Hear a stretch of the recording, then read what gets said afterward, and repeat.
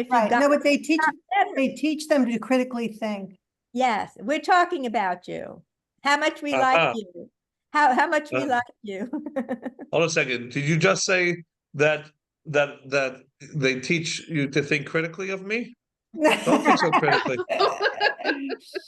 No, I said that, well, we'll give you the whole pitch. I said that we happen to like you. You allowed us to come during COVID and we stayed. And our other rabbi was not happy with that because he liked what Bert was at once president. And then he used to do the aliyahs and whatever for services, you know. And Bert said, no, I'm not going to leave because they were there for us. And I would never desert somebody that was there for us, you know. So we belong to both now, but you know, I'll tell you which one we like best, but I don't want to say anything because Did I forget that we're going national with this broadcast? But also the thing I learned, I was just saying that if my children were young today, I would put them in Chabad because I think the way you think and the things you do are very much important for the kids and what they went through with COVID and stuff. And now we see that the kids who grew up like my kids and like I did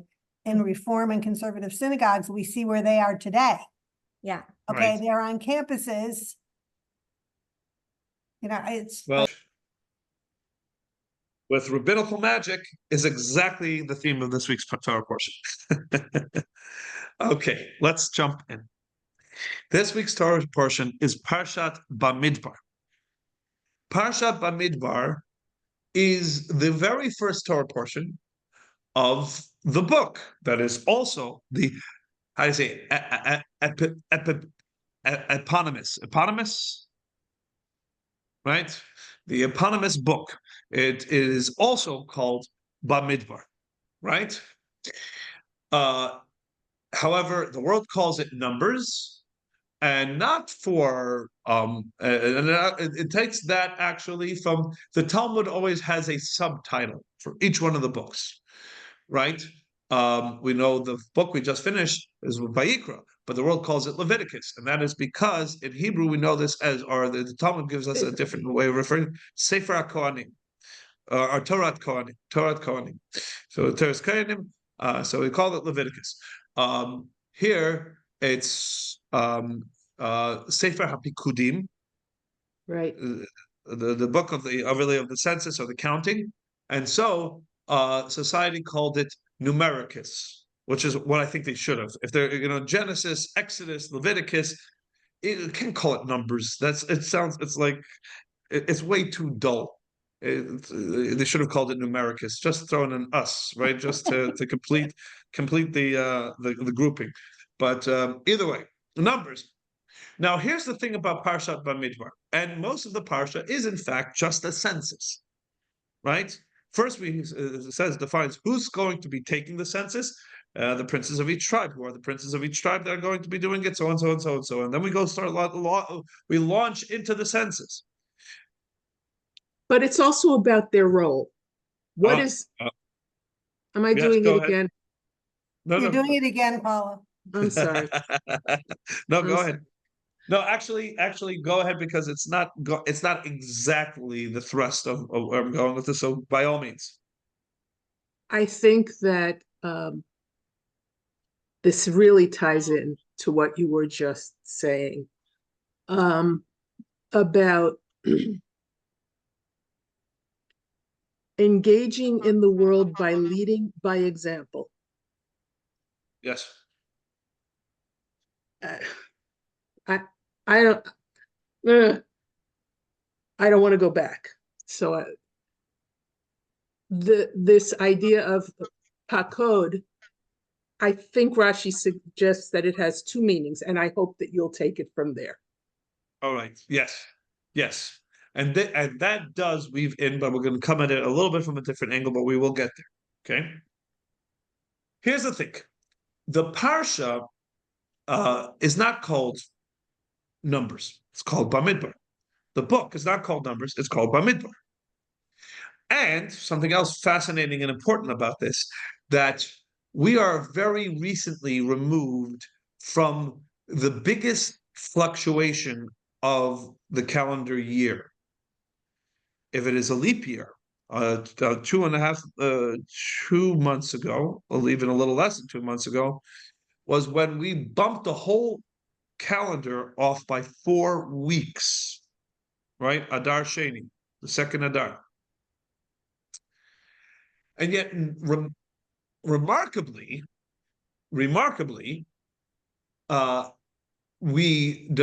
if whether this is a year without those 4 weeks or a year with those 4 weeks, the weekly cycle of the Torah portions will always fall out that this week, this parsha rather, is always read right before Shavuot.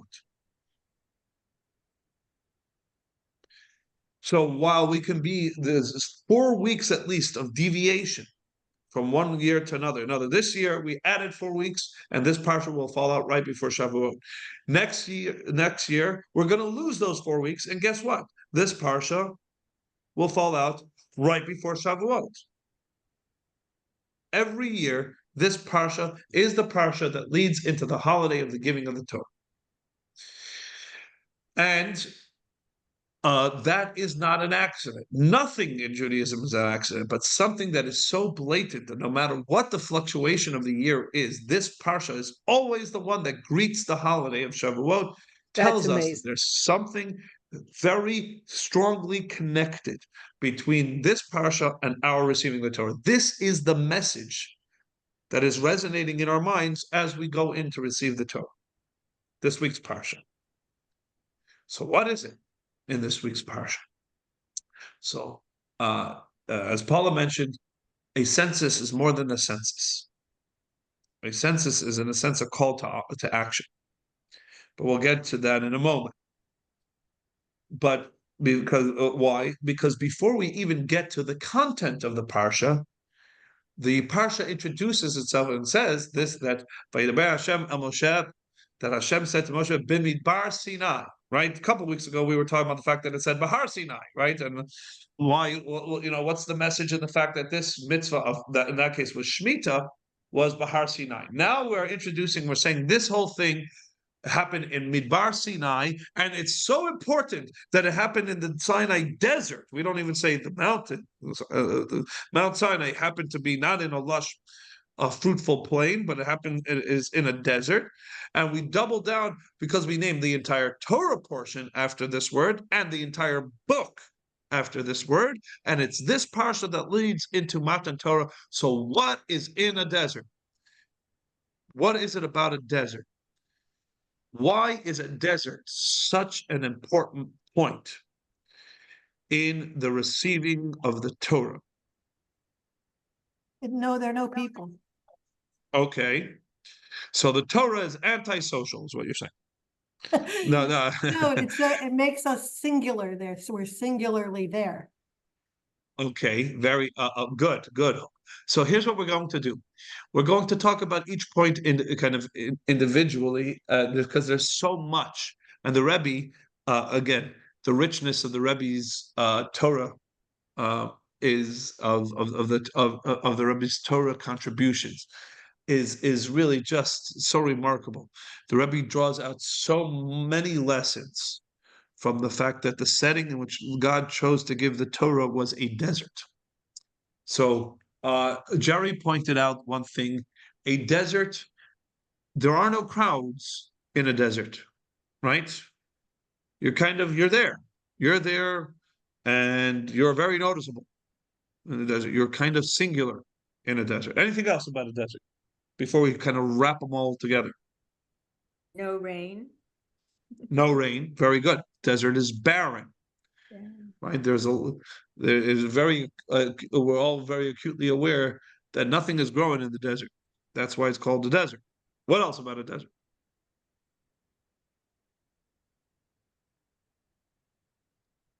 A desert is a no man's land, right?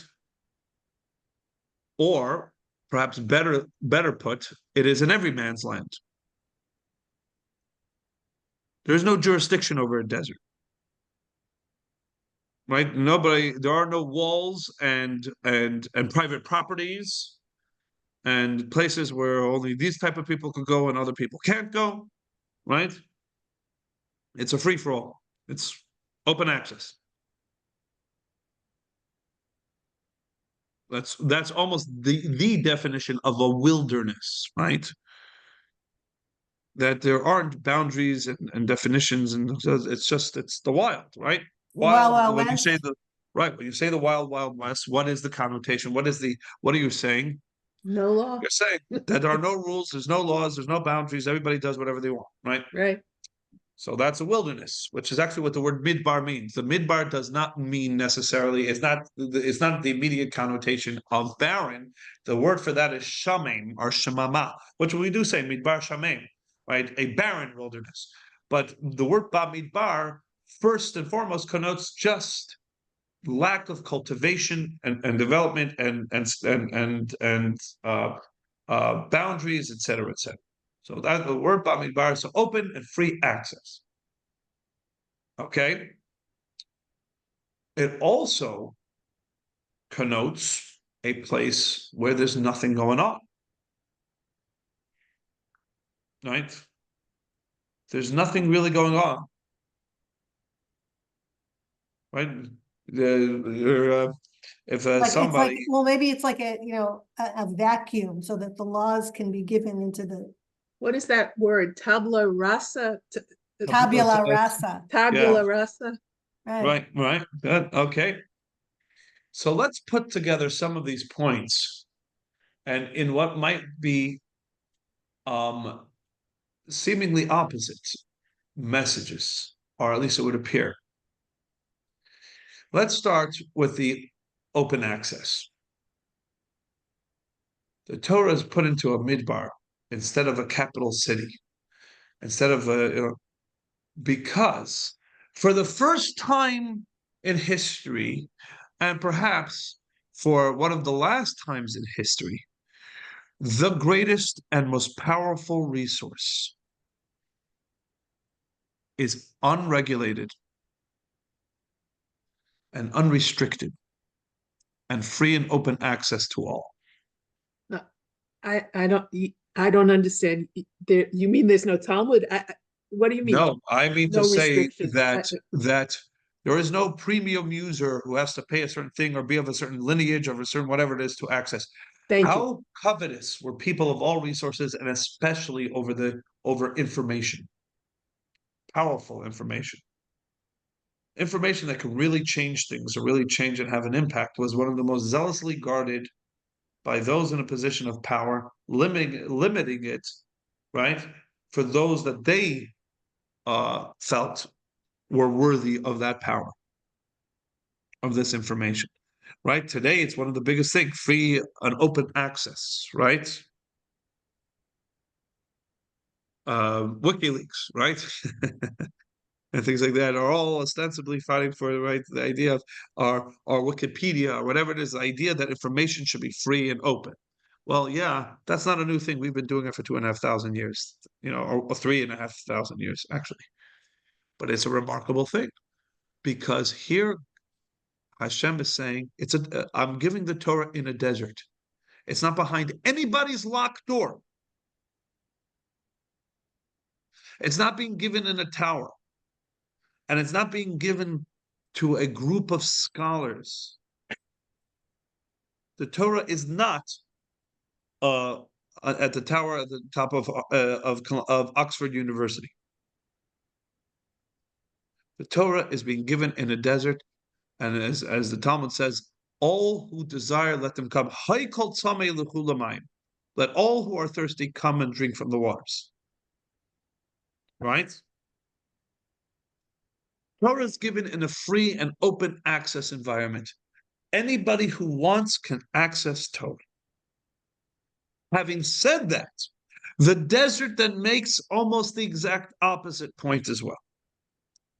While the Torah is accessible to all, mastery of Torah takes a tremendous, tremendous effort.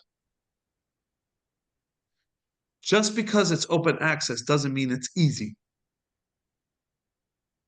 and doesn't mean that you just sit there and treat it like a Chinese buffet, cherry picking a little information whenever you're interested, tune in, tune out. Rather, if you are going to really, truly want to comprehend Torah, to take ownership of Torah, you have to do it in an environment where you are free of any distractions whatsoever. You have to have nothing else that is pulling your attention and your focus and your allegiances, etc. It is a desert of distractions. There is nothing else there. It's Torah. You're not in the middle of a busy city with other responsibilities, etc., etc. If you look in Pirkei Avot, this final chapter that we're going to be learning this week, before, again, the chapter right before Matan Torah, there is a very important passage there.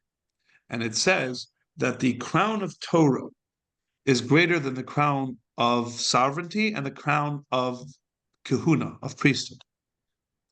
Why?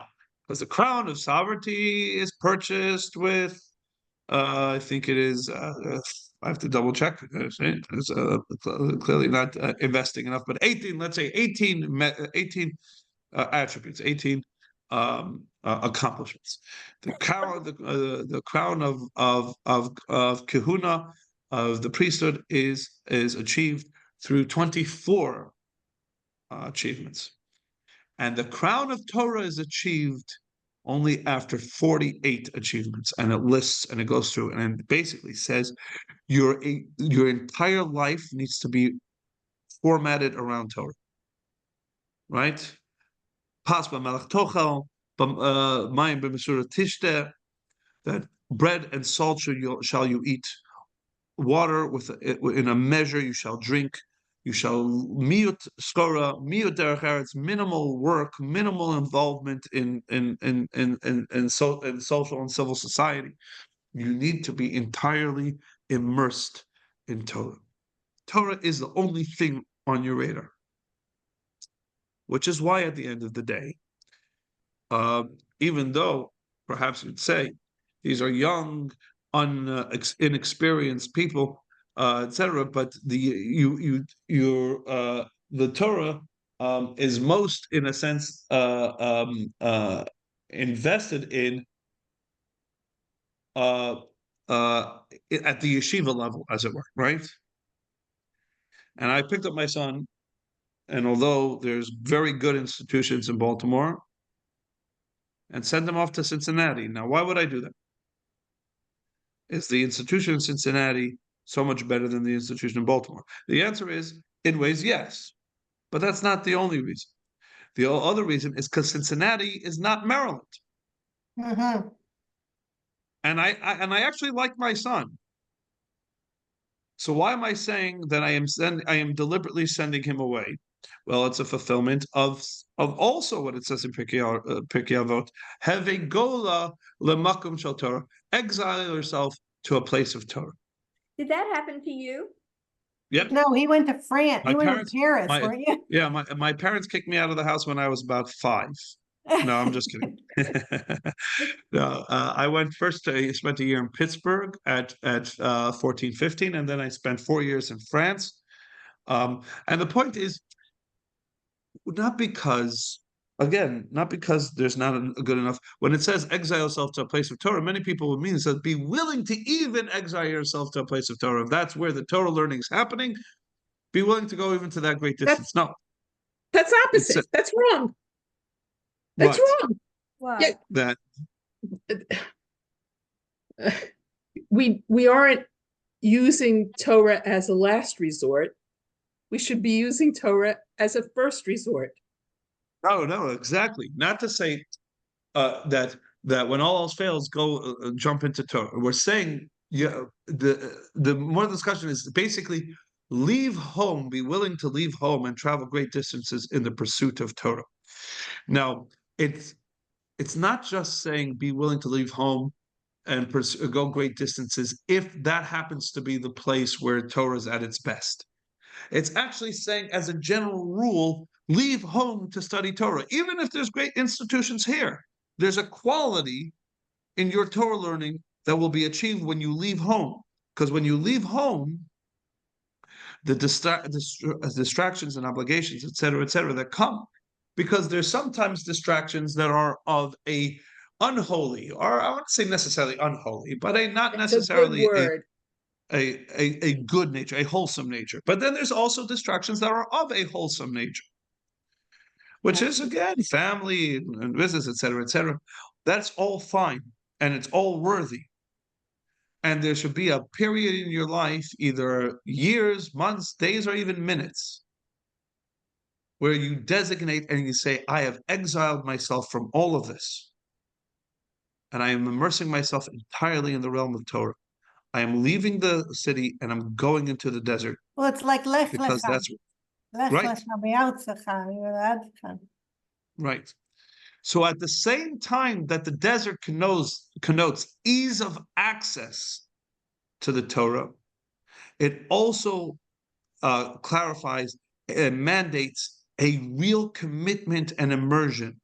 If you're going to do more than just access, but you're actually going to take ownership of Torah, it's going to come with a commitment to immerse yourself in this and remove yourself from yourself distractions. You can't multitask with Torah. Torah cannot be an associative task that you're doing alongside whatever else that you're doing. And it's important because all of us, including myself, are past our yeshiva years, right? Does that mean that's it? The ship has sailed? I hope not. No. So both Jerry and Paula are correct.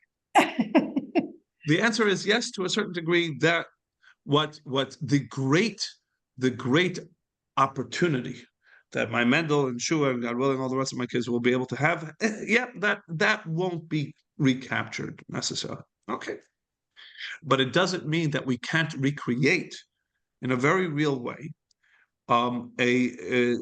opportunities for ourselves that carry that same in a sense nature. What it is we all know this, right? Even in college or whatever it is, sometimes we go to the library because we're taking out a book. Sometimes we bring the book that we want to study, but we bring it instead of sitting on my couch or whatever it is, I take it to the library. Why? Because people are studying there. That's Because a library is a shrine of education. Yeah.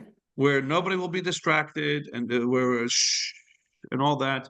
Why? The idea is that this will be a place and an environment where the only agenda item is the pursuit of what is being taught in this, what it is that you are trying to learn. And that is a key point about a desert. Go to the desert to acquire your Torah. I have to ask you. Sure. Could you extend what you just said to Tefillah B'tzibur? Of course. Oh, Tefillah B'tzibur. You're doing that caveat. You gotcha. The answer is, this is a conundrum that every chassid has dealt with at one time and other, and I'm sure many others beyond chassidim, but every chassid has dealt with, that their davening has to be made their own, and they should be taking davening at their own pace with their own focus and really concentrate and do davening properly. And yet, almost by definition, davening with a tzibur means that your davening is not your own. And even if you're davening with a whole bunch of people that are pretty much like-minded in terms of the focus and intent and whatever it is, it's still, to a certain degree, how am I supposed to get lost in davening if I'm supposed to be keeping track of the minyan, right?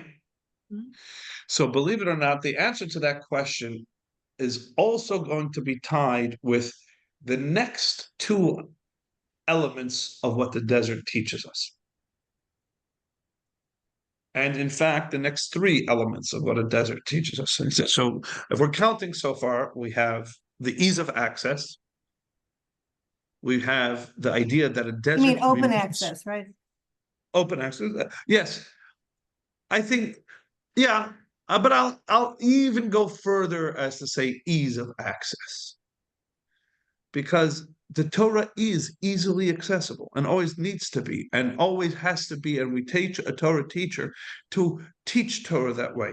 That somebody, right? This is why we're so proud of Hillel versus Shammai when the fellow says, "Teach me the whole Torah on one foot." He didn't just say open access. That's what Shammai was offering.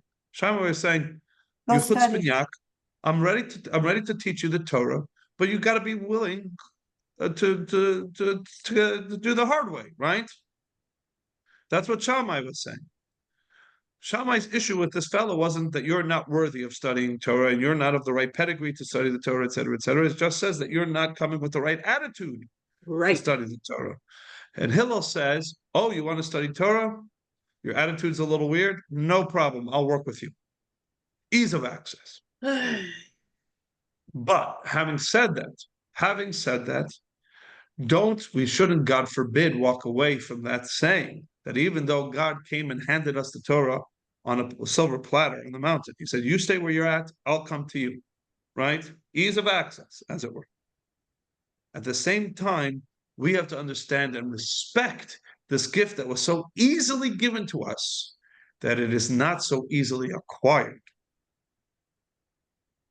And it takes a tremendous effort, an effort of commitment, an effort of where I remove from myself anything that would otherwise be drawing my attention, and I marry the Torah.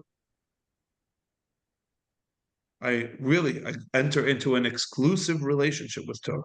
When I study Torah, this is they say there was these cute Yiddish shtetl anecdotes, as it were, right? And I just noticed the time, so we'll go quickly through this. But there was always a concept that the yeshiva bachrim would eat in the yeshiva the very sparse food that any yeshiva had to offer. Shabbos, there was an understanding that Shabbos is supposed to be a nice and beautiful meal, and the yeshiva couldn't afford. The yeshivas back in the old country couldn't afford to put down a Shabbos meal the way it was supposed to be. And Shabbos was either way a time for to have a little bit of a different. And so Shabbos was the time the yeshiva bachrim would get invited out to people in the community who would make the effort to put down a nice meal for their family, and the yeshiva bachur would become a guest, and oftentimes they would become regular guests, and this became known as essen teg. To eat, to essen means to eat, teg means days. That this was the Shabbos. You went to why was it called days? I don't know. If anything, this was one day. You had to eat that one time for all for your the days. rest of the maybe. Yeah. But either way, so there's a lot of jokes and stories that come out of this unique aspect of, in a sense, the yeshiva, communal life, etc. So one of the jokes that comes out is that there was a particular fellow who used to put out a nice Shabbos spread and would have been coveted, because then you would kind of establish already like a routine. People knew this is, you went, so-and-so would go weekly here. There would be the same family that would invite you, and it was like almost like an exclusive relationship that you had with these particular families, whatever. It was like adopt a yeshiva bar kind of thing. So it wasn't just like randomly picked. It was, you would eventually, and there was a fellow who put out a nice spread, and you would think that all the yeshiva bachrim would covet the ability to be his particular, to be adopted, but right, to be their bacher. That's actually how they would say it. It's my now bacher. You want to become his bacher, right? The family's bacher, but in the end, nobody wanted, because he was notorious for never allowing any one of the students who was invited to eat. He was so excited to have the yeshiva students, he would engage them in Torah learning the whole meal, and it's impolite to talk or to eat while you're being engaged by the host. The host would ask him, "What city you come from?" And who's from the city, and that really, really tried, and the bachrim would end up would be starving, because by the time this politeness. right. So it basically became a nefarious. This fellow became notorious, rather, for this situation. One yeshiva bachur decided he's going to fix this situation once and for all. So he, this balabasa says, "Would you like to come eat?" "Yes, sure. I'd love to. Thank you for the invitation." Comes, sits down at the Shabbos table. They wash. Motzi, the bachur is eating his slice of challah, and he starts piling onto his plate the fish and the salad, whatever it is. And the fellow says, "So, where are you from?" He says, "From Malachavke." Oh, Malachavke. Oh, he says, so tell me, the Chaim Bronstein from Malachavke, do you know him? Says, yeah, I do. All right. So how's he doing? He's dead. He's dead. So he sits in silence, contemplates that his acquaintance from Malachavke is dead. The Bach is eating. So what about his wife Sarah? Dead. Oh, she's dead. Sarah's dead. Oh, he's really now. He's this guy. And the Bacher's eating. He's eating. Okay, fine. What about Abzusha? Dead. Dead also. And the Bacher in the meantime is loading up a second helping. The next that comes out, he's eating. Fine, this fourth person. He says, my cousin Shmulik. Says, dead. Oh. He says, dead. Dead. It can't be. I literally just saw it. It can't be dead. What's going on here? He says, it sounds like everybody's dead. He says, with all due respect, when I'm eating, the whole world is dead.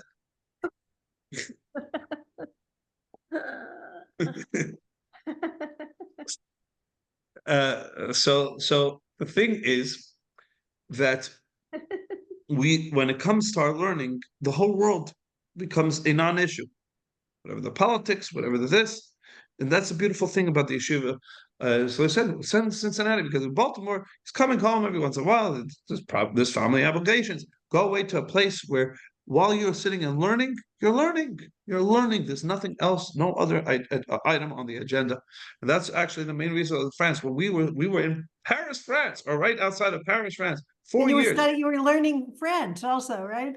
Right, but see, that's actually it makes the opposite point. I learned French because I decided, but most of the guys didn't. Most of the guys spent 3-4 years and spoke not a word of French as they came out. Interesting.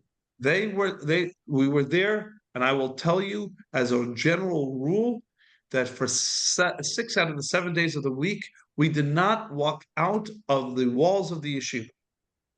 You didn't have time. They were working. We had no interest. Yeah. It didn't make a difference. This enclave was not in France. It had nothing to do with France.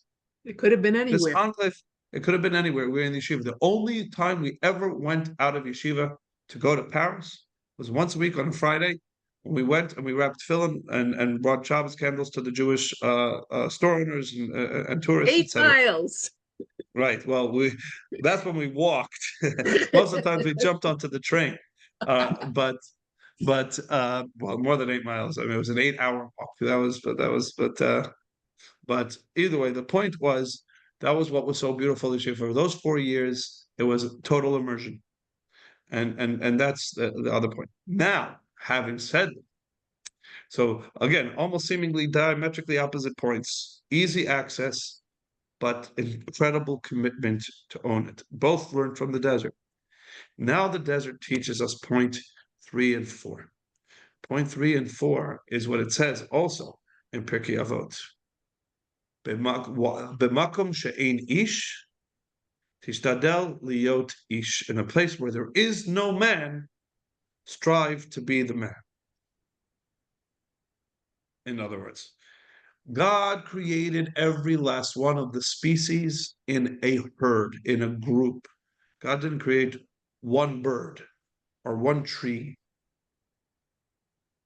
or one bee. God created all of these as an entire species. The only species that God created, one, was Adam, and then Eve. And from there, all the rest of humanity. Because he had a different attitude for Adam and Eve. He wanted them to have a different attitude. Adam was not able to look around the world and say, this thing needs to get done, so somebody should do it. Hello? You're the someone. That is why man was created alone. So that a man has to understand that the world and the responsibility for it is on me. When you're in a desert, you can't turn around and say, society should take care of this. right? Somebody should take care of this. Rather, if something needs to get done, you're the one who's here. This is you. The Torah being given in the desert is so that nobody can look around and say, okay, the mandate, the precepts, etc. of Torah are for the rest of this society. No, you. By you, okay, we could say the Jewish people, right? As we were talking about, the single nation that were received the Torah when they were alone, but also to each individual. Anochi Hashem Elokecha, not Anochi Hashem Elokechem. Asher Hotzeiticha, not Asher Hotzeiti Etchem. Right? Lo Yelecha. The entire Ten Commandments is written in the singular. God is talking to us. Every single person said, Imi hadibor medaber. To me directly is this commandment talking to. Not to us, to me. And that actually leads to the fourth thing we said about the desert. That a desert is not done, as it were. It is barren, it is empty, which is a call to action. It's a call to action that no, you don't get to remain locked in this kind of in the library or in the ivory tower, fully immersed in your Torah and the bliss of it. There's a desert out there that needs to blossom. Lo tov adam yeyel vado. Lo tov hayot adam levado. You don't have a right to just, and this gets to the minyan, Paula. Yes, sure. For my personal spiritual growth, it is very necessary and important that I am able to move everything aside and totally focus on what I need to focus on in my spiritual growth academically, my spiritual growth emotionally, prayer and study, etc., etc. But then I got to do it with a minyan. And then I got to take the Torah out and share it with the world, because Hashem is asking more of me than just my own personal spiritual growth, but rather Mamlechet Kohanim v'Goy Kadosh. You have to be in order, and this was what Menachem Begin was making, the point he was making. He was making a point that we have to be two opposite things simultaneously. We need to be alone and we need to be integrated.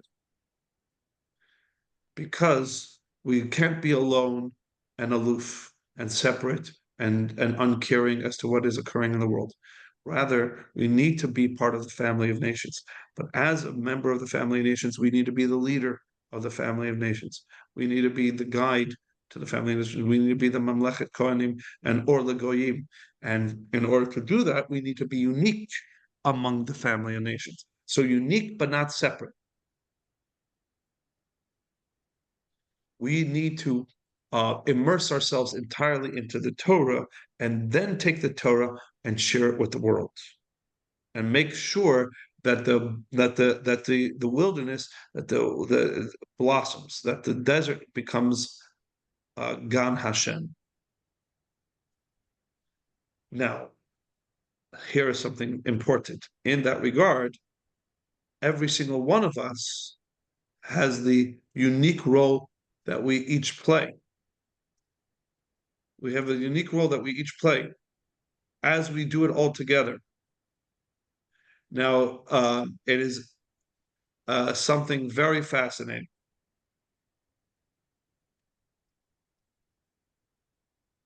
Here, right? It's a collection of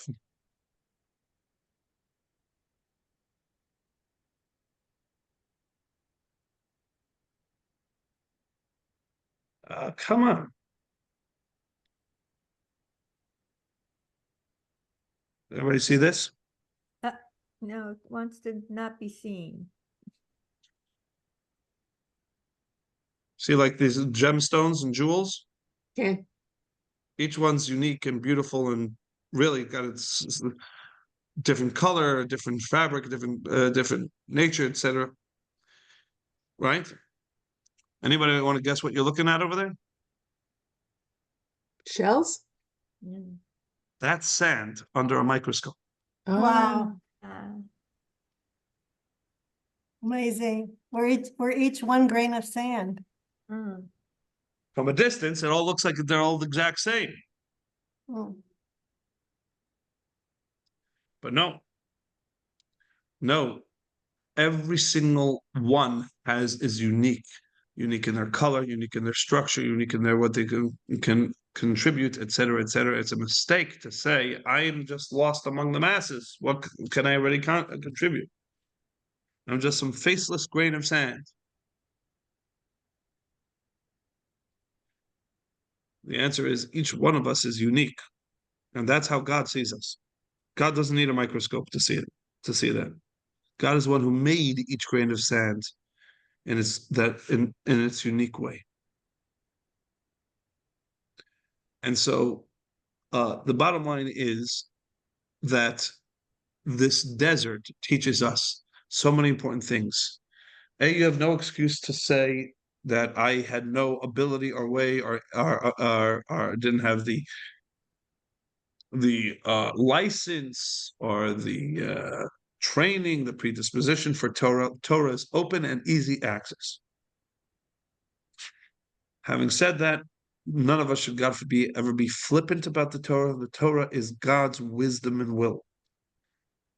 It is deeper, more powerful, more important, more edifying, more real than anything else in existence. And it deserves your time, focus, and attention. At the same time, don't you dare plan on getting lost in Torah and using it to climb your own ladder of spirituality, etc., etc. There's an entire desert out there that needs you. And why you? Because you're unique. You're unique. And you stand alone in what it is that you can do. And so God is talking just to you out here in the desert, giving you the Torah. He gave you as an individual the Torah. And he's expecting you to take it and cultivate your corner of the garden. All right? Yes. Thank you, Rabbi. Amazing. Will you please send out that picture? Yes. Well, all I did to get that picture was just put sand under a microscope. I knew Oh, that really? that's it. Google it. It's not a unique or special Wow. picture. There's myriads of pictures. It's a very cool Wow. thing that anytime you take any handful of sand, that's what you would see under the microscope. Wow. You're So right. God that's doesn't need a microscope. God knew that. yeah. That's so. Sometimes you feel like you're lost, a faceless person in the crowd. Nope, it doesn't work that way. And that comes again. That comes with a certain sense of responsibility. God made you in a unique way, and then he turned to you and handed you personally the Torah. And he says, take ownership of this. First, access it. Take ownership of it, and now run with it. I just wonder if engaging with the world the way we, the Jewish people, throughout modern history, have thought was important to do is the right paradigm. I no longer think that. I don't believe so either, because they're not engaging with the Torah. I mean, they're not engaging with the world with the Torah front and center as their mission statement. They are engaging with the world and whatever they have um, now decided based on their own understanding is, and that's, I guess, another important metaphor from the desert. When you walk into a desert, you're not going to know how to navigate it, no Good matter point. how smart and whatever it is you think you are. Excellent point. Lech tech acharai bamidbar. God says, follow me. Follow my directions.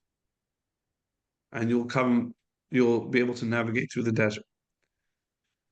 And so perhaps it removes a certain amount of the hubris that or it should remove a certain amount of the hubris that many of us have, that we feel like, yeah, I've got this. I know what's right, what's wrong. I know how to navigate all this whole world, etc. Only to many times turn around and say, where did I go wrong? Well, you went wrong when you marched into the desert following yourself rather than following God. And probably you went wrong because you didn't realize you were even marching into a desert. You felt you were marching into something with the signpost and whatever it is put up by other human beings is clearly marked, and that's the way to go. And you realize that the ones who were putting up those signposts were just as lost as you in the desert. Yep. And so we got to follow the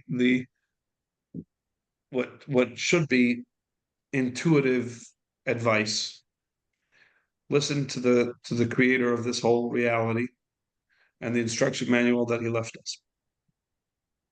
Right? Yep. Yeah. Thank you. All right, Have a everybody. good Shabbos. On Yeah. that note, put everybody put on the calendar, Shavuot, Tuesday night. Then Wednesday, we have the Aseret HaDibrot.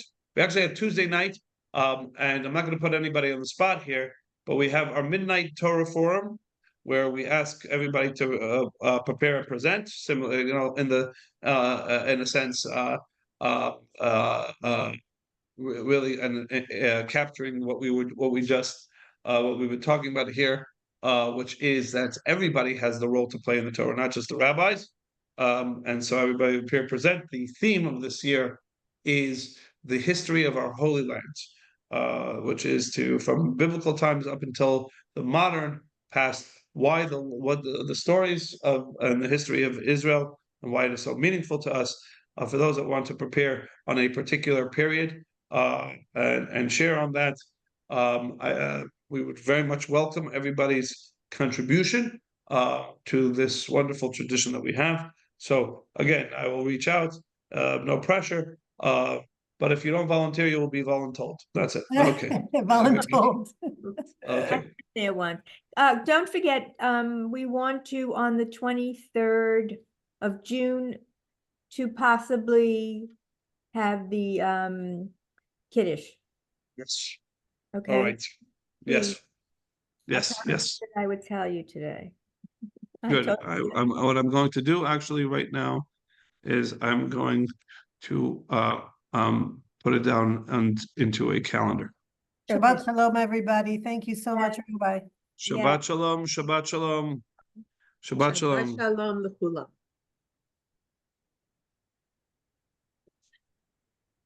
Where does it say leave?